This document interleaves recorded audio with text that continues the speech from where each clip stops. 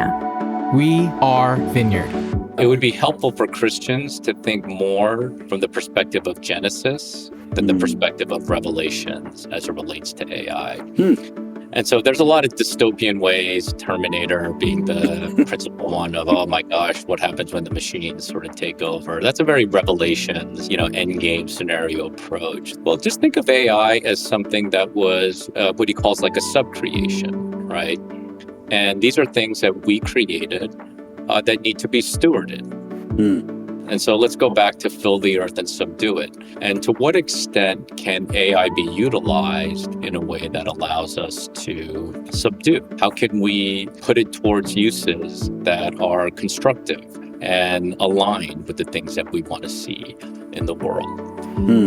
I mean, maybe a very practical, I think every sort of preacher I know, they labor over, okay, we've got this book, we've got the scriptures, which is our North Star, it's our foundation. But one of the central tasks of every preacher, every communicator is, how do I take the eternal truths of the scriptures and then just figure out, how exactly can these come alive to the people that God has brought into my midst at this very moment?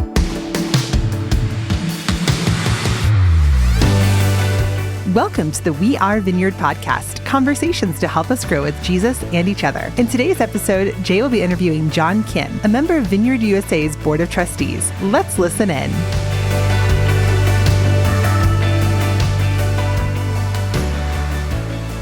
John Kim.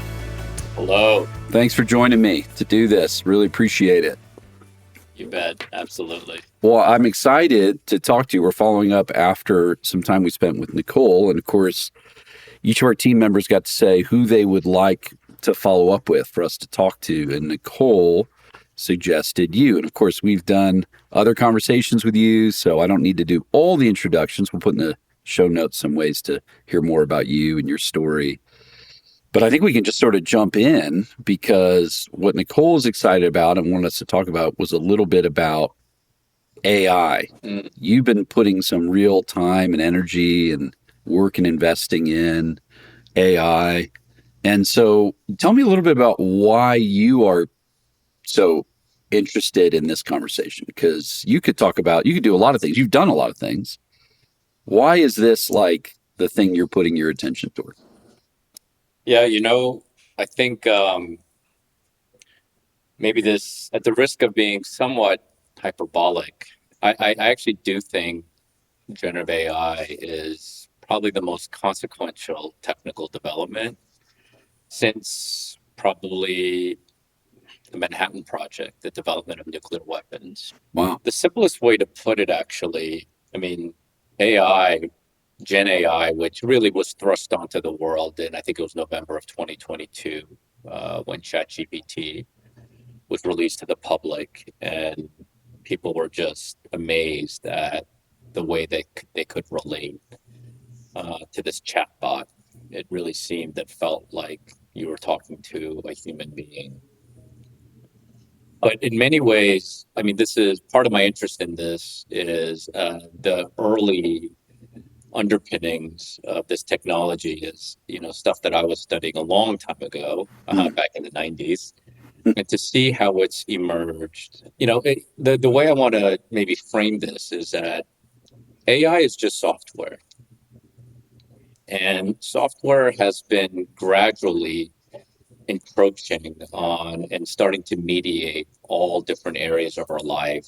All of us, we're shopping on Amazon, that's mediated by software. We're organizing trips on Expedia, all organized by software. But all software, since the first line of code that was executed in the late 40s, all software either augments or replaces human labor. I'll say that again. All software, since the first line of code was executed, almost 80 years ago, it either augments or replaces human effort. Now, in the same way that in the Industrial Revolution, machines replaced human effort, now the reason why we're having a moment, is that people are realizing, oh my gosh, yeah, it's fine if we start to replace manual labor, but AI it looks like we're not that far, if not already at the point where it can do a lot of things that knowledge workers are doing. Mm-hmm.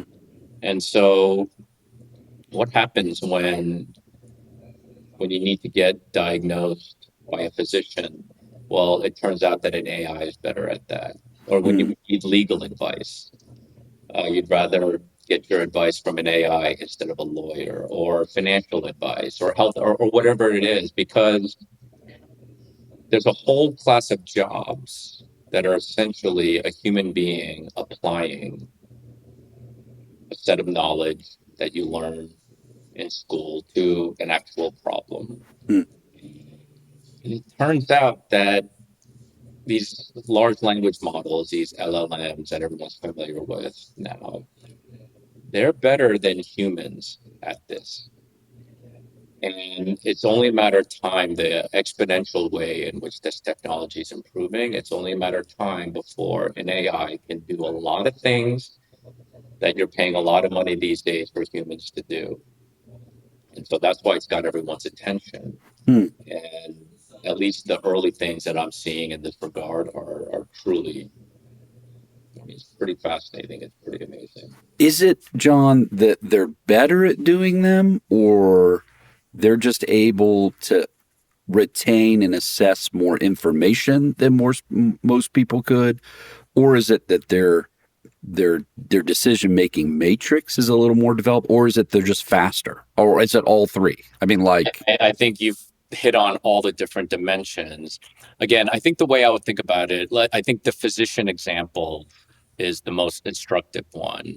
A good doctor is able to look at all the vast biochemistry, biology, and sort of literature, but is looking at the patient that is in front of them and trying to figure out what is the best way to both diagnose and best recommended path to help this person get healthy again. A human mind, though, has limitations. I mean, even if you're let's abstract away from the bedside manner and the emotional side of this, which we can come back to later. But when it comes down to just the ability to process what is the best medical path for this individual, in the same way that no human can do calculations like a calculator. Right. It's just not possible for a human to apply the same breadth of knowledge and, prior information and data to the problem at hand the way that computers can. And so that will not, I mean, that is a game that humans will lose, in the same way that, you don't, if you want to divide, 365,922 by 4, you don't do that in your head. You just punch that into a calculator. So so it's the speed and ability of, let's say, computation and or analysis, but it's also the breadth, right? So, for a doctor, the way they stay as a good doctor is they've got to read the most up-to-date journals, and they're looking at the most recent research. If all they did was read research when they weren't in front of patients, they probably wouldn't have enough time to read. Like if they just read all day, every day, and then are they able to retain all that information? Let's say that they're able to read it all, but can they hold it all in their mind and then have the ability to kind of piece that together quickly in front of a person? That's a lot to ask of any person. But what you're saying is, okay, we're building these models and this software, this technology. They can be aware of research that came out yesterday. Like, it's just actively aware and starts instantly applying it and saying, okay, well, I need these 4 more pieces of data. Like, give me this blood test, show me this scan, let's see this motion of their shoulder or whatever. And then, okay, I can come up with 3 new assessments. Okay, so that's with medicine. That's probably useful in about anything where people are doing that. So that, like you said, legal, all kinds of areas. I mean, obviously we're mostly talking to pastors, Christian types.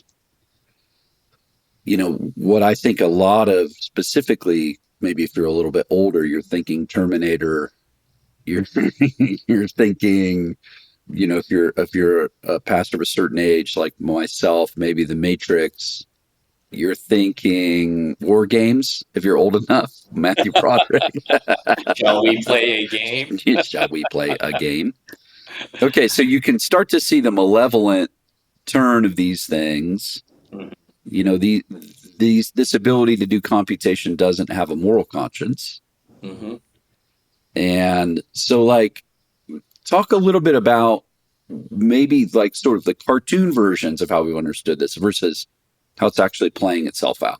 Yeah, no, this is a great question. There's a fellow named James Cham, who's a venture capitalist that attends the Palo Alto Vineyard. He and I talk about this a lot. And I think a phrase that he uses is instructive right now, because he would say it would be helpful for Christians to think more from the perspective of Genesis than the perspective of Revelations as it relates to AI. And so there's a lot of dystopian ways, Terminator being the principal one of, oh my gosh, what happens when the machines sort of take over? That's a very Revelations kind of, end game scenario approach. What James has encouraged myself and others that are talking with him about this is, well, just think of AI as something that was what he calls like a sub-creation, right? And these are things that we created that need to be stewarded. And so let's go back to fill the earth and subdue it. And to what extent can AI be utilized in a way that allows us to subdue? How can we put it towards uses that are constructive and aligned with the things that we want to see in the world? I mean, maybe a very practical, I think every sort of preacher I know, they labor over, okay, we've got this book, we've got the scriptures, which is our North Star, it's our foundation. But the one of the central tasks of every preacher, every communicator is, how do I take the eternal truths of the scriptures and then just figure out, how exactly can these come alive to the people that God has brought into my midst at this very moment? Because we can't save everybody, but we are tasked to at least give our best to those that are in front of us. And it turns out an AI can be very helpful. It won't do all the work. It doesn't do all the work. But AI is actually an incredibly helpful conversation partner if you just tell it what you want it to do and the perspective that you want it to have. So, I'm an Orthodox Christian. I'm open to the gifts of the Spirit. These are the people that I'm preaching to. How do I make these ideas come alive? Maybe give it a scripture that you want to preach on. And you can it'll start throwing things back at you. And now you're able to start iterating. In the same way, it's almost as if you could have, the late Tim Keller or the late Eugene Peterson or Martin Lloyd-Jones, or pick your favorite theologians, if you wanted to just sort of talk to them to help you iterate on something. Well, it turns out that an AI can be pretty good at that. And again, you, the preacher, are the final arbiter of what you actually want to convey.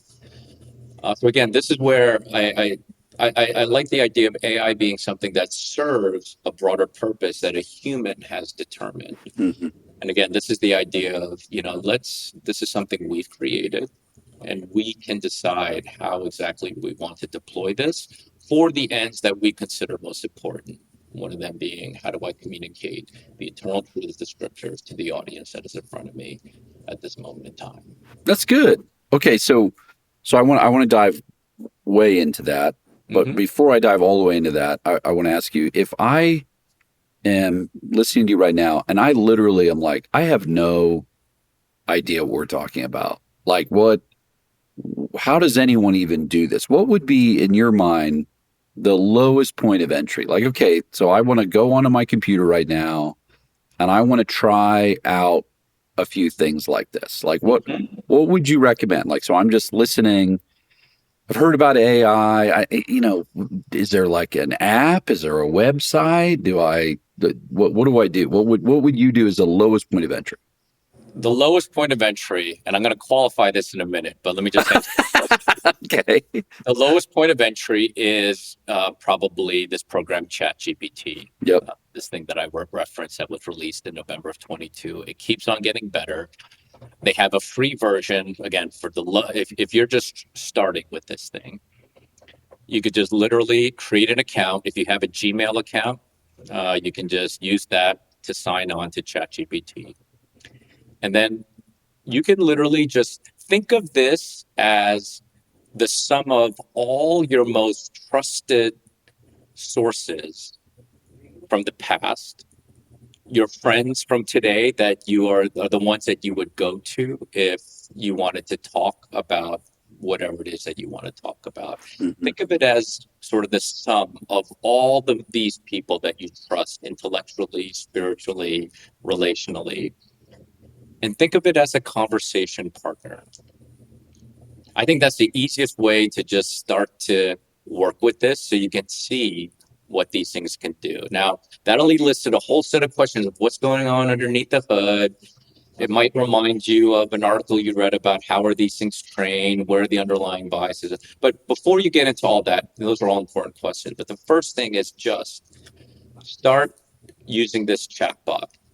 That's good. And see what happens. Pick the Bible verse you're going to be preaching on this week. And just give it a sense of the kind of sermon that you want to put together, and then just give it some information about your congregation, and then see what it suggests to you.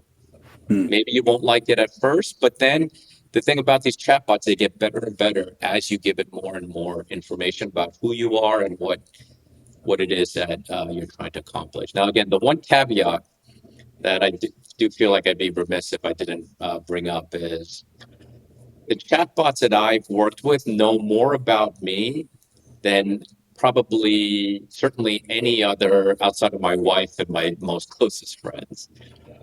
And so there's some people who would have some concerns about those things. Those are valid concerns. But I do think that, again, to answer your question, if you want to just sort of know, we can't have an opinion on things. I think, especially as Christians, sometimes we have an opinion on things and we don't actually know what it is. I would just encourage everyone to do what I just described. Mm-hmm. Start using these chatbots. Start using ChatGPT and just work with it as a conversation partner, and then we can talk about the next steps. Well, and it's really what, my little interactions with specifically ChatGPT, its ability to take even information you give it and say, okay, mess with this for me. Like, make this more friendly, this letter, or take this sermon outline and or some thoughts and write this in the style of Tim Keller. Mm-hmm. Like if Tim Keller was going to preach this sermon I just wrote, or take this sermon and turn it into a set of outline points. Yeah. Like if you're going to take this text and turn it into an outline, do that for me. Or take this outline and turn it into text. So it can even just sort of like smooth things out, mess with things in a way that it's not going to be perfect, but it might give you a draft. Like, oh, that's an interesting draft. So like the amount of times I've maybe even looked at a letter and thought, these are the 5 things I want to say. This feels chunky what I'm trying to write, to just say, hey, can you write this for me in a way that would sound like me? So it sounds like a person. It's not a research paper. It's a casual letter that has these points, and write some transitions that would help clarify. And what is terrifying is how quickly it does it. First of all, it's just like, it just comes out. Well, that's too long. Make that half as long. And so it's worth even just using in a utilitarian way. Like, hey, here's some things I need help with.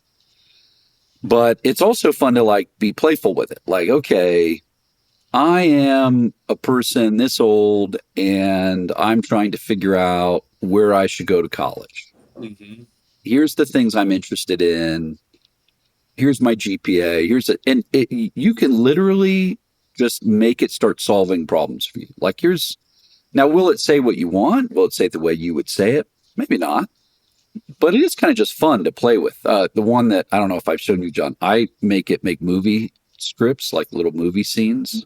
I've done a few movie scenes with like, write me a movie scene where John Wimber, John Calvin, and John the Apostle are talking about the power of the Spirit and how we should think about communion.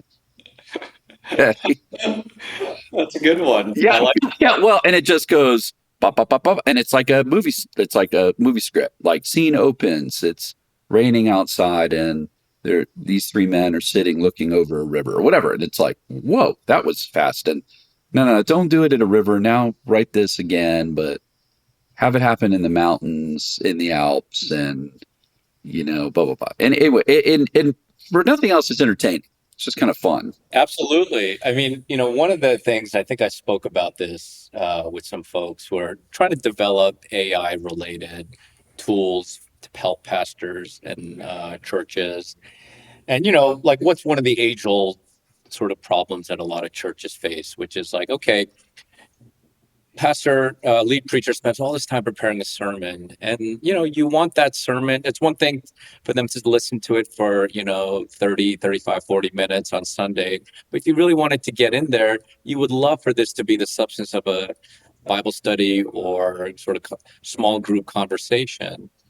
But the challenge is always like, how do you come up with good questions So you could just give a sermon to a Gen AI and almost tell them, and let's say you have a moms group, like you would want questions generated that would help moms like engage with the text. And let's say there's a young adults group of, 20 somethings that are single, not married. Like what kind of questions would I want to be posed to this group? So it's all of this is in the broad area of like just content generation. Yeah, drafts.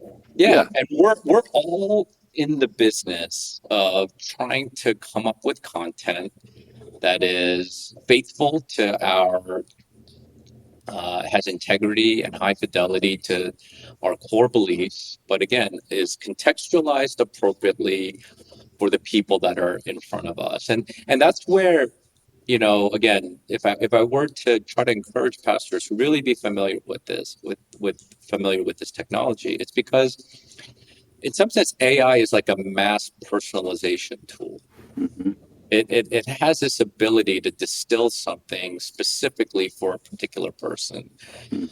I mean, that's a lot of what we as believers do. Mm-hmm. I'm talking with some folks who are really interested in evangelism.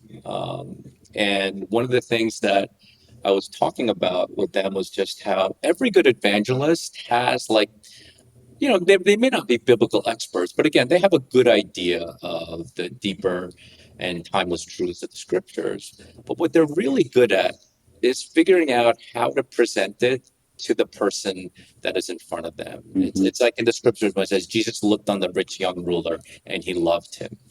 Right. That's why he was able to say, sell everything you have and give it to the poor, because he knew that was relevant for this person because he loved them. Now, AI doesn't love you. That's not what I'm saying. But this ability to tailor things in a very specific way for a very specific audience, that's kind of what we're doing. Yeah. As people of faith, as followers of Jesus. And again, we're the final arbiters of whether or not an AI is doing a good job of that. But to your point, just play with it first. Just see what it throws back at you, and you decide, is that something that's good and helpful for kind of what you're trying to do.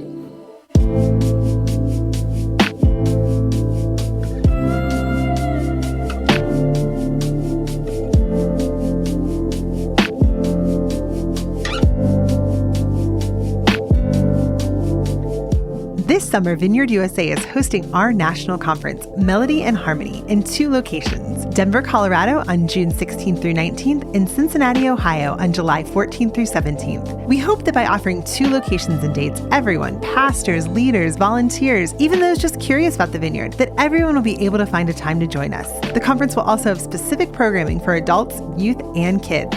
As far as our theme, throughout history, the Lord has been composing a beautiful melody through the story of his people and his church. And for the past 50 years, the Vineyard movement has had the privilege of adding its own unique harmony to this grand symphony. Registration is now open, so make sure to check out vineyardusa.org to learn more and register today.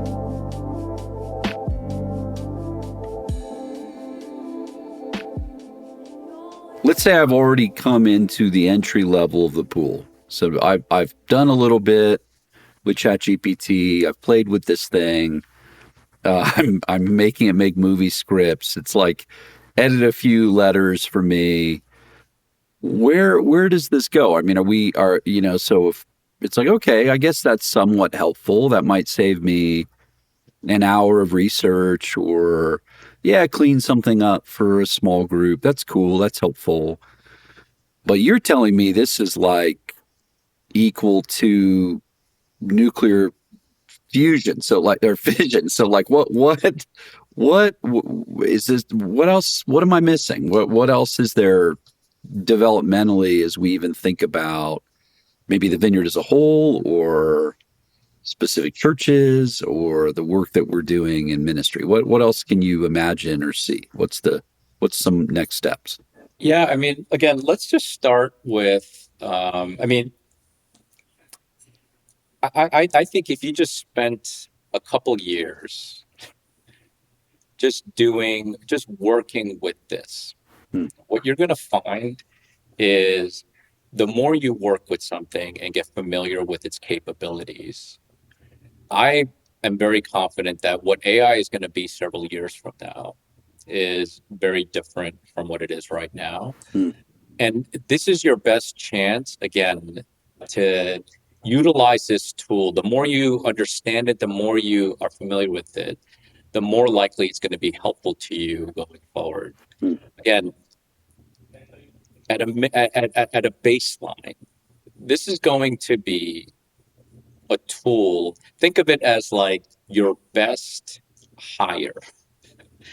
Like, it's going to be able to do things, again, from the knowledge processing, content generation level that is better than anything, probably going to be better than a lot of the people that you hire. Mm-hmm. But in terms of trying to think through, okay, why do I talk about this as the most consequential technology? I'll give an example. Actually, this is actually a live example. We're working with, I think a lot of people here are familiar with He Gets Us ads that showed during the Super Bowl. So that's been a campaign that has generated obviously a lot of buzz and a lot of, there's been a ton of both people happy about it as well as people that are upset about it. But at a minimum, it's been a very bold attempt to what I'll call reintroduce Jesus to the public sphere. Because obviously the name of Jesus has been, co-opted by different parties. And one of the things that I've thought a lot about is right now, you see an ad on the Super Bowl, you go to a website, and there's not a lot going on at that website. But what if that website became your own sort of portal into a journey where now this website has embedded in it all the best sort of knowledge, and it's been trained on everything, let's just say from the scriptures to the Bible Project to the best preachers and so on and so forth. And now this website is an immersive experience for someone to be able to ask questions. They're curious about faith. They're skeptical, but they're curious. The ability of AI to be able to generate an experience that is, again, faithful to the scriptures, but nonetheless, it is an AI. But it can bring people into this sort of understanding of the authentic Jesus. And, I know there's some folks maybe that are like saying to themselves right now, this seems very weird and this very dystopian. But, I would just say that younger generations, folks that are in their teens and 20s, again, they're digital natives. This is how they interact. And this isn't the totality of their experience with Jesus, but in the same way that when I picked up Mere Christianity, when I was 22 years old, I didn't know anything really about life with Jesus, but there was a book written by a sort of novelist, writer slash hack theologian. Mm-hmm. And it was in many ways a portal for me into this world of Christianity. And that wasn't the totality of it. Of course, I found a local church. I found people to journey with. But these are all the ways that people take their early steps. Maybe they don't want to walk into a church. Maybe they don't want to. There's something about the anonymity, just the manner in which you can interact with a digital experience, but it can be rich, it can be immersive, it can be faithful to the scriptures, and actually it could actually bring someone along on a journey. And so, yeah, I mean that's just one example. The technology is there and available today to build an experience like that. Yeah, so that's like just one example It's of great. what can be done. And again, it's not the totality of things, but again, we're talking about small steps and small nudges for people that, move them towards, closer relationship with God. Yeah, so you can, I mean, I've talked about this briefly, but you can imagine a world where we could, for example, load in all of John Wimber's everything. Like everything he ever said or wrote anywhere. And you could have an AI bot say, okay, ask me whatever you want to ask me. That's I can't tell you the number of times over the years where somebody's interested in the Vineyard, they heard something about the Vineyard, and I'm no expert on John Wimber whatsoever, but read a lot of his books, listened to a lot of it, and I'm sort of trying to, as faithfully as I can, represent what the Vineyard is about to some person. Now, I think we're not far away from, we should have a trained AI that really has the best of Vineyard values. Like we've been talking about this now, you and I, for a long time. We've been talking about it as a movement. Like, who are we?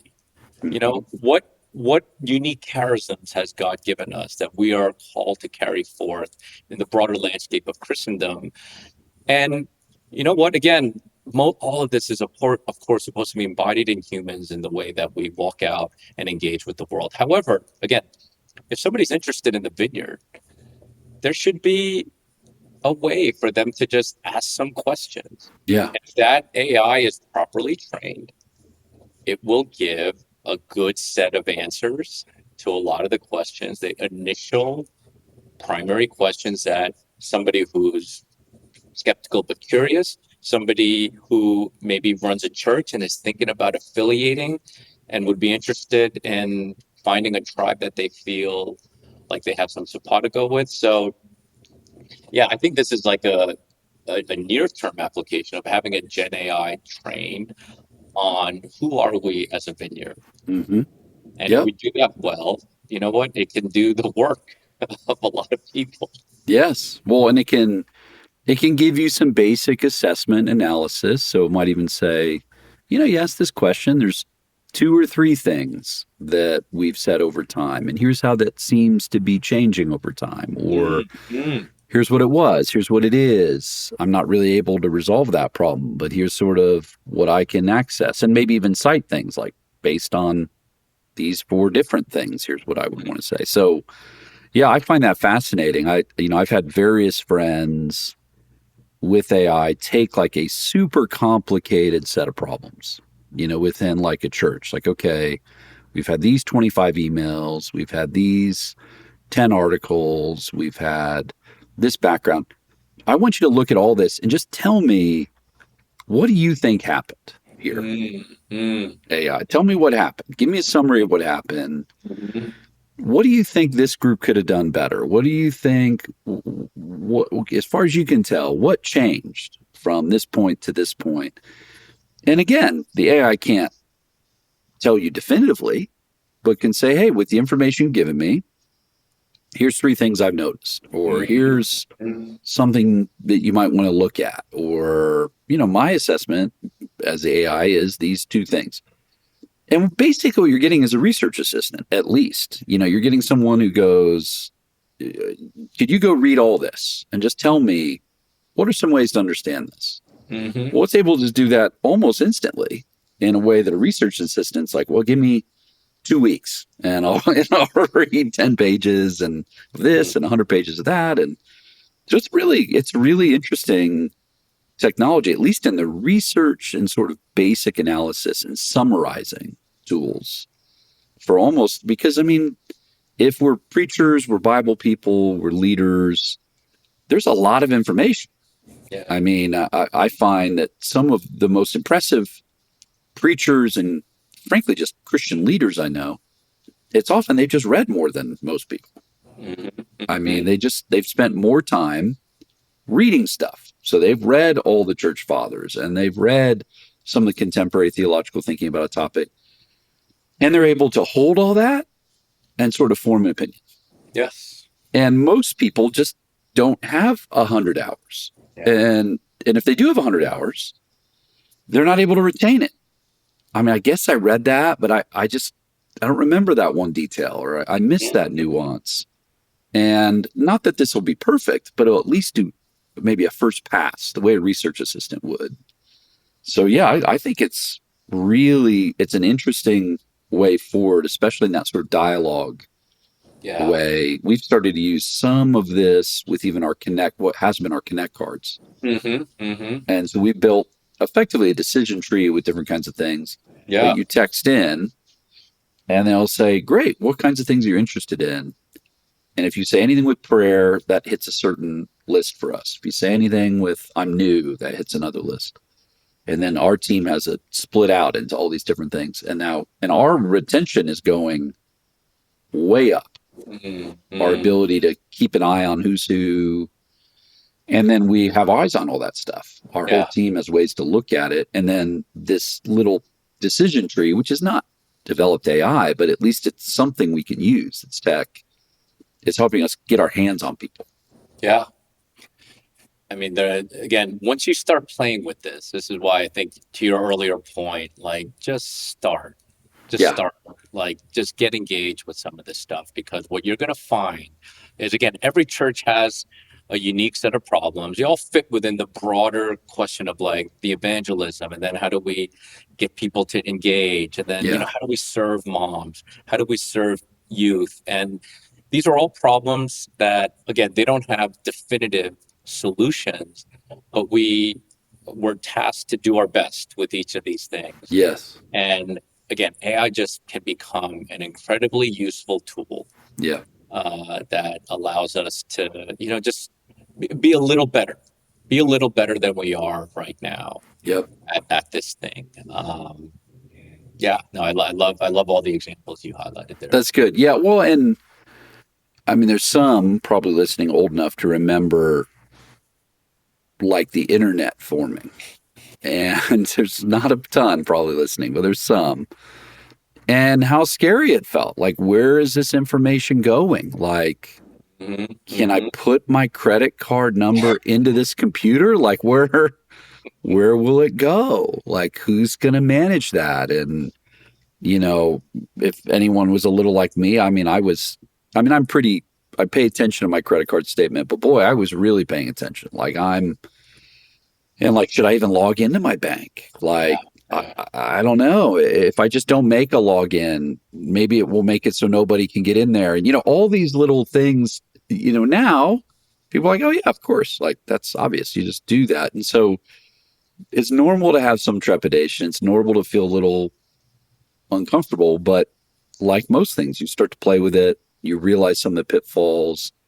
If someone's promising you a ton of money from Nigeria or wherever, it's probably still not true. but little help with like a sermon outline or a small group guide that's low cost, low barrier, can only be helpful. What's the worst that's going to happen? Don't start pumping in all your private information, to your point, if you can avoid it, but at least you could interact a bit and try it. So yeah, that's good. Okay, so let's pivot with the little time we have left. And what can't AI do? It's like if I'm like totally paranoid, I'm going, oh my goodness, I don't have a job anymore. My whole life's going to go away. The AI is going to preach sermons for me. I recently saw a guy try to use an AI video guy to do his opening remarks in a court trial. Did you see that video? I didn't see it, but I'm not surprised. Dude, literally, this guy pops up like, hello, ladies and gentlemen, today I want to blah, blah, blah. And the judge goes, hold up. What am I looking at here? And the lawyer said, well, I just generated this.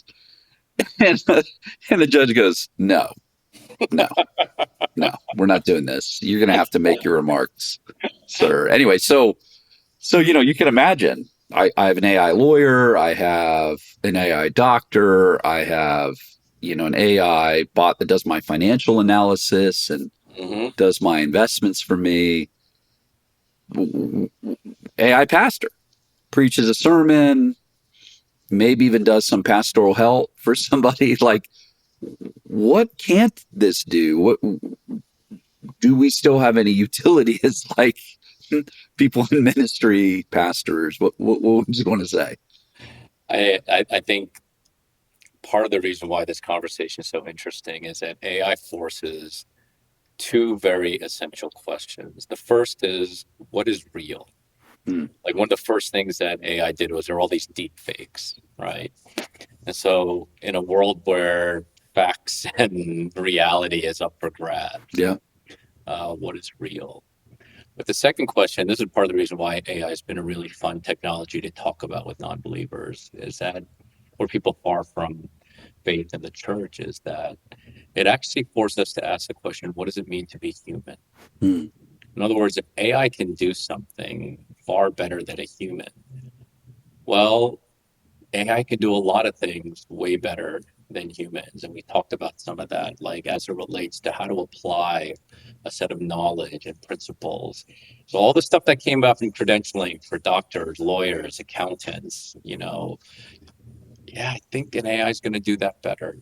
But there's a whole set of things. And again, that's not to say that doing those things, having those skills are not the essence of what it means to be human. But there are certain things that are just, AI will never have actual emotional intelligence. It just won't. And, similarly, AI is not going to do what I'll call like networking, right? Like to be able to, I even realize these days as I sort of progress vocationally, I was telling my wife not too long ago that, I feel like I spend most of my time these days trying to get person A, who I think very highly of and is very competent and capable, to just work better with person B. Yeah, totally. And that's just a human problem. Like to build trust, to build a set, to leverage whatever trust I have with person A and B, to try to transfer that in a way where A and B now trust one another. And in some sense, I know networking is sort of like an odd term, but that's basically that those are human capabilities. Yeah, connectedness, like exactly connecting to people. Right. So, there are these things. There's a whole realm of things. There was an interesting paper written late in 2024, and I think it was by a couple of MIT folks who were trying to address the question of, oh my gosh, is AI coming for all of our jobs? And the truth of the matter is, AI is definitely coming from a lot of jobs. There's no reason not to.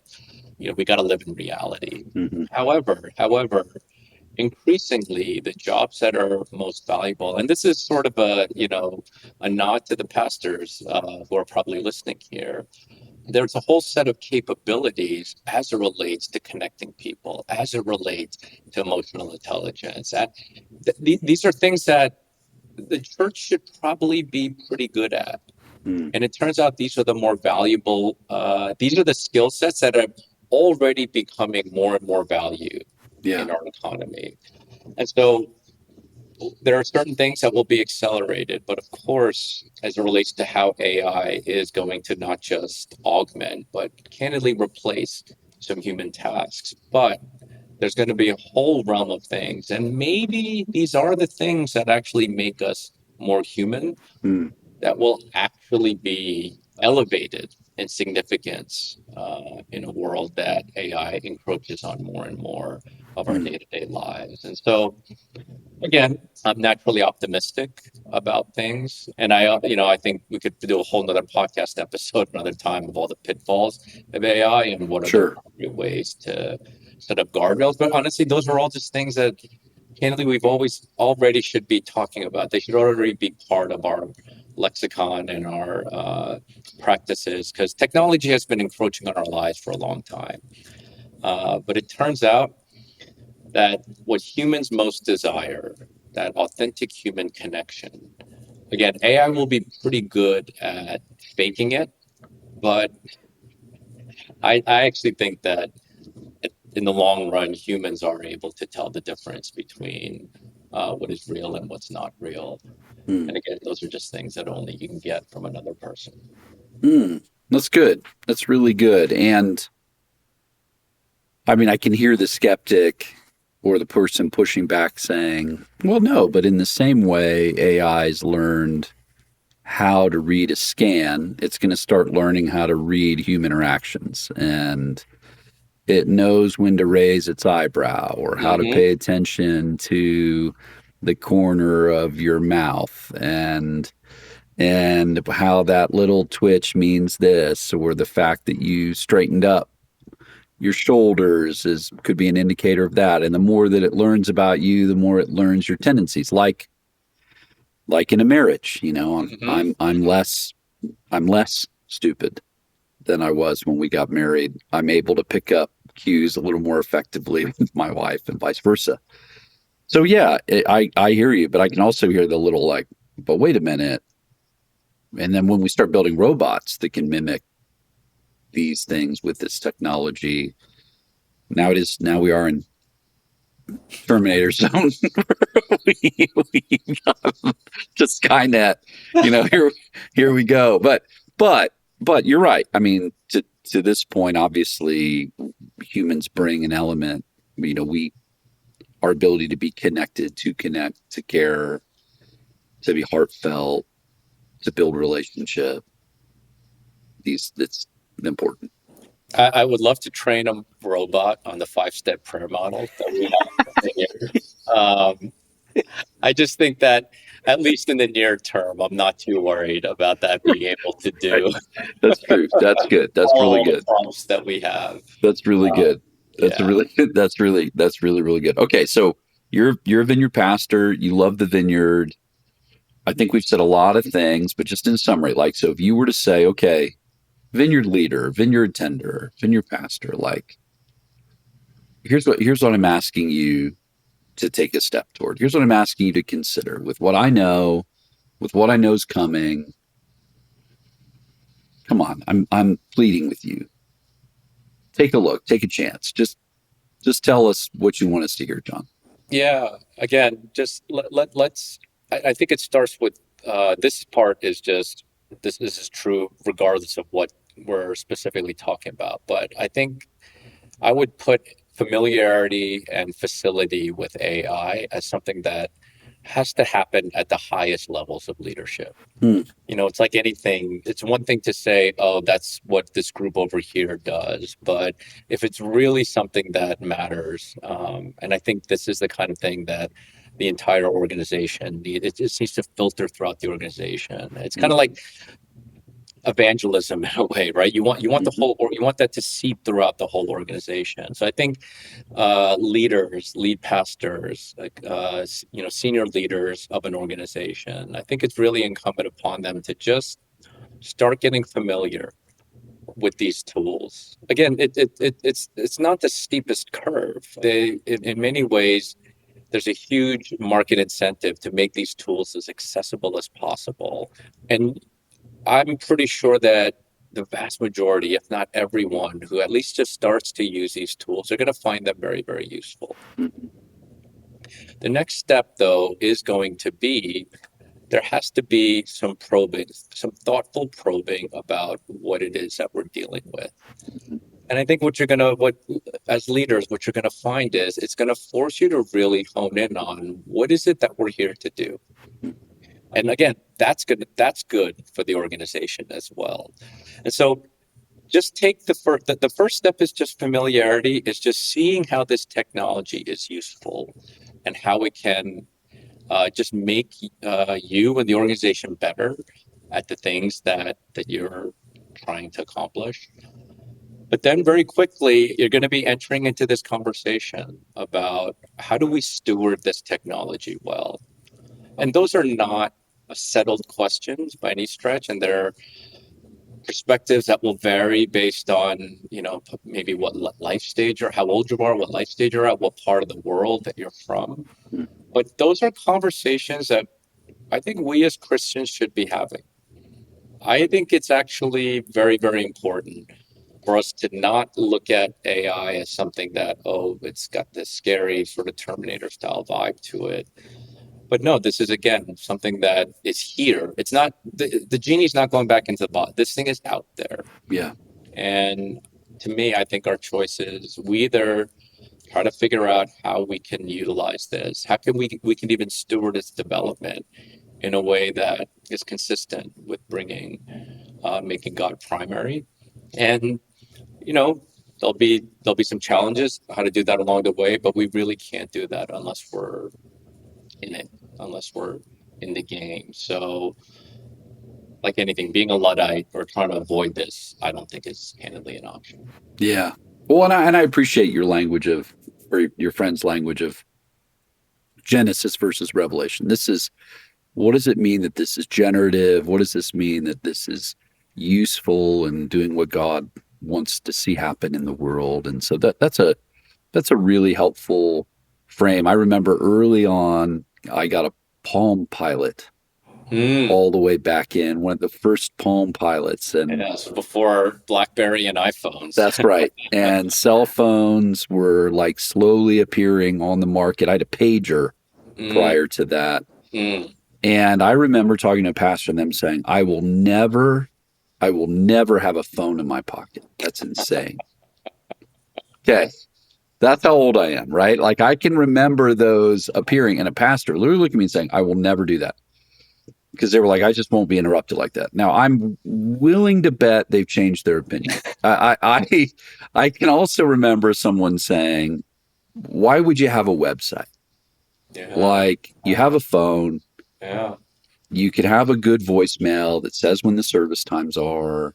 Why would you have this sort of impersonal way of relating to people? You can pick up the phone, you can call them. So like at every move, there's going to be some level of resistance because isn't this less personal? Isn't this less connected? When the truth is, if these things are being used effectively, to your point, and with our values, it can create connection, can create opportunity.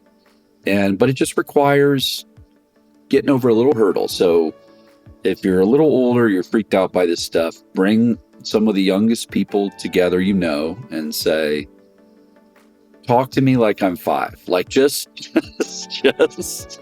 show me, like get your computer out, show me on your phone, like just start doing things with me. If you're old enough to have grandkids or you kids or young people, just say, help me out. Just like show it to me. I think you're right though.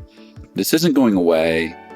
And it can be really useful and really helpful. And it is kind of fun and funny. There's some silly stuff. I mean, like I said, making movie scripts or whatever. There's, you can have it make a meal plan for you. I mean, it's amazing just in the sort of personal sphere even. Like, I could use some help thinking about this. Help me with my life for a minute. Like, what would you do if you were me? It's worth playing with. John, as always, I am so grateful for you. You are such a gift to me personally, but also our movement. And I just appreciate you making time to talk to me. I think this is a good start. You bet. Appreciate you. Yeah, I love this topic. I love the movement, and these two things are going to intersect quite a bit for the foreseeable future. So I'm sure we'll be talking more about this either formally or even offline. Yeah, man. Well, lead us, brother. I'm willing to follow. I'm really, really grateful. Thanks again, John. You bet. Take care. The We Are Vineyard podcast is a production from the team at Vineyard USA. If you've been enjoying the podcast, here are a few ways you can help us. Leave us a review on the podcast platform of your choice. This helps more people find us. Connect with us online for additional resources. Our website is vineyardusa.org, and we're on Instagram, Facebook, and X at Vineyard USA. Thanks for listening, and we'll see you next week.